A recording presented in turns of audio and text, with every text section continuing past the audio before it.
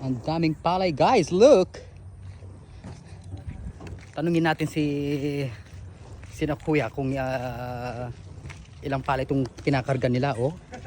Oy, shoutout kaya kayo. Ay, pangasikanda pa mo, oh. Tagalog na rin. Ay, Tagalog na rin eh. Taga saan sila? Hello, shoutout sa inyo, kuya. Samar.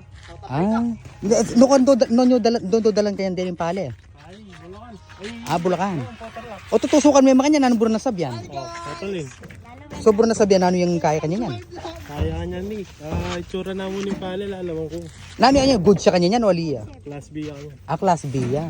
Kasi dahil nag-uulan-ulan, so balam may basahin nila. O parang nabasa. Talo tayo niyan sa... May bilad kanya ni Necha, Aliman. Shoutout kayo Aliman eh. Kaya pala maitim siya guys, so. Ma... 60. Ay, handa. Mga pilan nga ni Necha? 138. Ay, 238. O, 238 ka bands, guys. O. Yan ang hirap kasi talaga, no, pag... Mababa lang. Magkano ang kilo ngayon ng palay? 10. Ay, dati 12 pa mo, ini pulo na. Ay, guys, ala, ano ba yan? Talo tayo, talo. Oo, talo, no? Business talaga ang farming, sabi ko nga eh. Tingnan mo guys, so talo ngayon sa palay kasi mababa, 10 lang ang kilo. Anong ginawa ni Presidente? Oo nga, ay wala tayong akarapat. 'Di ba? Ayun guys, so.